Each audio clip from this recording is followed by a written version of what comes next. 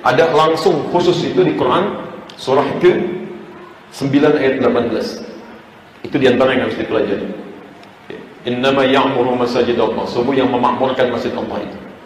Awas, makmur bukan rame. Salah juga di sini tuh. Kalau cuma rame tempat setan, itu senang, setan pasar, di pasar rame. Rame, tempat olahraga rame. Jadi kalau rumah rame, jangan di masjid, pasar rame, alun-alun rame. Masjid itu bukan rame, makmur itu bermanfaat. Dari kata Allah umum, dicari kegiatan-kegiatan yang bermanfaat. Taklim yang bermanfaat, bukan cuma rame. Ya, sholat yang bisa menambah keimanan, bukan cuma sholat. Kalau cuma sholat saja di rumah juga bisa sholat, tempat lain bisa sholat. Makanya kalau ada kasnya cukup baik, keadaannya baik, pilih khayal imam yang baik, itu indah. Ya, kalau bisa seperti itu nanti, insya Allah berjalan dengan baik. Atau mohon maaf, jangan-jangan di sekitaran antum juga ada yang secara psikologis beda cara pandangnya. Jangan dimanfaatkan setan. Kalau antum barangkali lebih senang dengan suasana AC, ada kipas anginnya, perlu.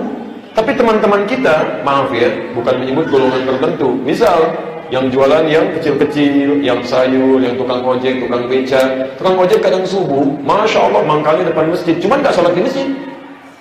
Depan masjid persis, keluar dari masjid, tukang ojek ada. Yang mereka butuhkan bukan AC, bukan kipas angin, beras. Mereka butuh beras. Mereka butuh sembako. Makanya zaman Nabi masjidnya masjid solutif. Ya kalau antum main ke Masjid Nabawi, ini Masjid Nabawi misalnya ya. Dulu zaman Nabi, Masjid Nabawi itu areanya cuma di karpet merah ini. Jadi raudhah yang kecil, kemudian mihrabnya Nabi, area masjidnya yang karpet merah yang atasnya ada lampu-lampu ya. Yang belum berangkat insyaallah saya bermohon pada Allah supaya bisa disegerakan. Yang sudah berangkat insyaallah bisa mengunjungi kembali. Nanti di sebelah sini ada Ahlus Sufah. Tempatnya yang terbuka, yang nggak ada atap atasnya itu. Itu yang diperluas. Asalnya sebelah sini. Di sini berkumpul orang-orang yang mau belajar dengan Nabi. Kadang dari jauh. Semacam ada misalnya sahabat ada Abu Hurairah, ada Sulaik Al-Ghafani, ada macam-macam. Ada lagi yang golongan fakir. Ada lagi golongan yang membutuhkan sesuatu. Apa yang terjadi di sini? Masjidnya jadi masjid solutif. Sampai turun ayat di sini. Ya, jadi bukan cuma berfungsi untuk sholat. Innama ya'muru masajidallahi man amana billah wal yawmil akhir wa aqama shalah wa ataz zakah. Bisa digunakan untuk penyaluran zakat. Bukankah kadang orang nitipkan zakat ke masjidnya? Ada infaknya, ada sedekahnya. Antum kumpulkan, kelola, salurkan. Itu bisa jadi distribusi di situ. Ya, antum cari. Kami kemarin di Surabaya diskusi dengan salah satu pengurus Al-Irsyad bagaimana menjadikan masjid jadi masjid solutif. Kita diskusi sampai tiba pada kesimpulan kenapa nggak kita terapkan sistem fingerprint di masjid. Masya Allah. Jadi ada orang-orang yang datang ke masjid kalau galangan tertentu dia masuk pakai fingerprint. Jadi kalau sehari 5 kali sholat wajib kali 30 150 kali. Dalam 150 kali ini dia hadir, absensinya ada, Masya Allah.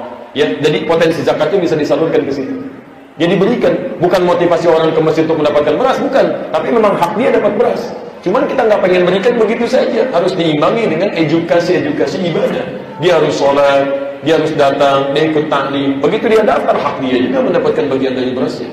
Hak dia dapat bagian dari infaknya. Cuman kita arahkan kepada sesuatu yang solutif. Yang muncul kesenangan kepada masjid, datang, nggak butuh lagi dengan yang seperti itu. Hadir ada kesadaran di situ. Dan kita berikan solusi. Nanti naik levelnya. Kalau sudah sadar, naikkan. Berikan kailnya, bukan ikannya. Kamu apa pekerjaannya? Dibimbing, rapikan, dia kasih modal. Setahun, mesti berhasil ya. Sekarang tukang beca, besok punya beca. Jadi terus naik. Di Singapura begitu. Digunakan seperti itu. Akhirnya apa? Mudah direntaskan dalam kemiskinan dalam beberapa tahun. Itu manhajnya yang diajarkan oleh Nabi kepada sahabat Mu'adz bin Jabal. Cuma 3 tahun. 3 tahun diutus jadi gubernur oleh Umar bin Khattab di Yaman. Tahun pertama, sepertiga zakat mal diserahkan ke pusat, balik ke Madinah. Umar marah, dipanggil. Kenapa kamu kembalikan ke pusat? Zakat itu untuk di wilayah kamu, bukan ke saya. Ini mengumus kalau ada zakat di sini, Pondok Labu salurkan sekitaran dulu, jangan ke jauh dulu. Apa yang terjadi? Kata Mu'adz, sepertiga penduduk Yaman sudah nggak miskin setahun. Tahun kedua 2/3. Pokok sekarang nambah. Kata Mu'adz, 2/3 penduduk Yaman sudah nggak miskin. Tahun ketiga semua potensi zakat diserahkan ke Baitul Mal. 3/3 itu 100%. Kata Umar, apa yang terjadi di Yaman? Kenapa semuanya ke sini? Kata Mu'adz, nggak ada orang miskin di Yaman. Dalam 3 tahun diajarkan oleh Nabi. Masya Allah.